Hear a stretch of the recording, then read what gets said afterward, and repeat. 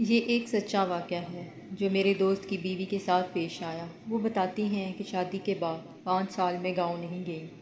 اس کا راز انہوں نے بعد میں کھولا۔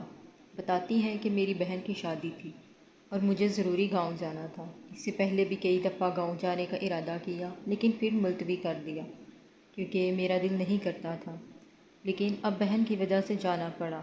جب وہاں پہنچی تو وہاں ایک رونق لگ گئی۔ اگلی صبح رشتہ داروں سے ملنے نکلی تو راستے میں کسی نے میری چادر پکڑی لی۔ پیچھے مڑ کر دیکھا تو میرے سامنے ایک فقیرنی کھڑی تھی جس کا میلا لباس، خشک ہونٹ، گندے بال تھے۔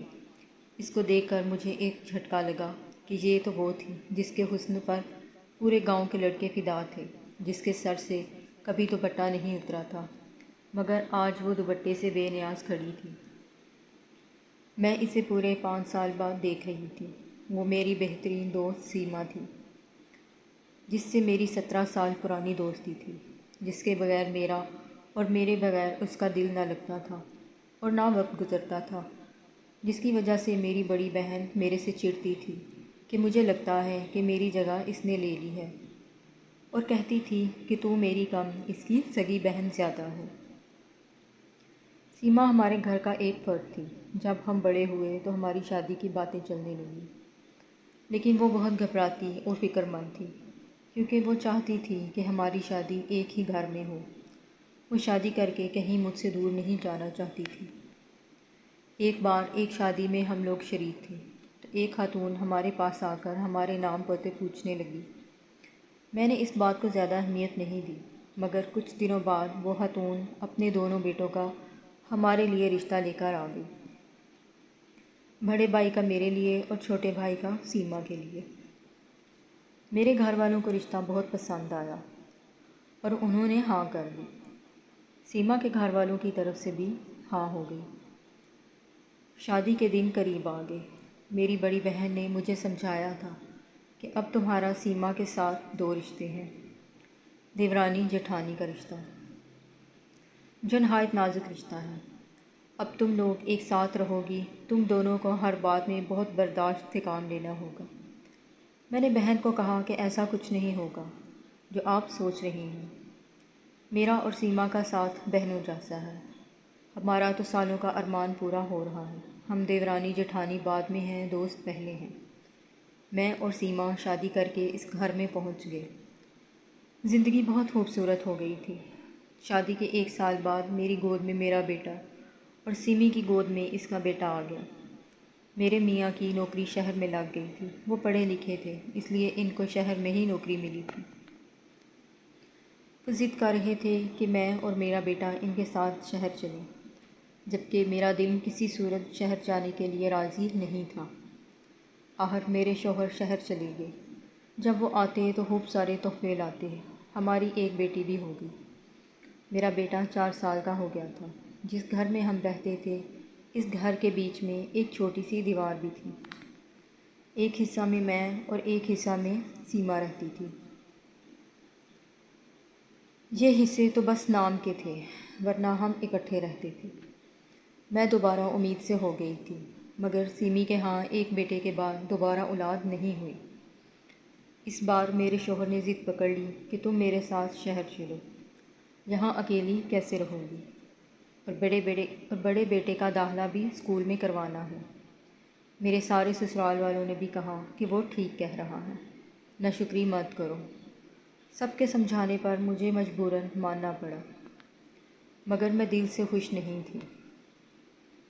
آخر یہ طے پایا کہ میں ولادت کے بعد شہر چلی جاؤں گی۔ جس دن یہ فیصلہ ہوا اس دن سیما میرے پاس آئی اور اداسی سے بولی کہ تم چلی جاؤ گی تو میرا دل کیسے لگے گا۔ میں نے اس کا ہاتھ پکڑ کے اس کو سمجھاتے ہوئے کہا کہ انہوں نے وعدہ کیا ہے کہ وہ ہر مہینے مجھے تم سب سے ملوانے آتے رہیں گے۔ اس نے کہا میں تم کو بہت یاد کروں گی۔ میں نے کہا کہ شہر کون سا دور ہے، تم مجھ سے ملنے آ جایا کرنا، اور میں بھی آ جایا کروں گی۔ پھر وہ میرے گلے لگی۔ ہم دونوں بہت اداس تھے۔ شوہر کے چلے جانے کے بعد ہم سب اکٹھے بیٹھے شام کو چائے پی رہے تھے تو میرے دیور نے کہا کہ بھابھی تم چلی جاؤ گی تو اداسی ہو جائے گی، گھر سونا ہو جائے گا۔ میں نے کہا تم بھی چلو نا۔ وہ بولا میں کیا کروں گا جا کر، مجھے کوئی کام تو آتا نہیں۔ خیر بات یہیں پر ختم ہو گئی۔ میں اپنے شوہر کے ساتھ شہر آ گئی۔ میں جسمانی طور پر اب بھی بہت پرکشش تھی۔ ایک دن میرے شوہر کے ساتھ ان کا ایک دوست بھی گھر آیا۔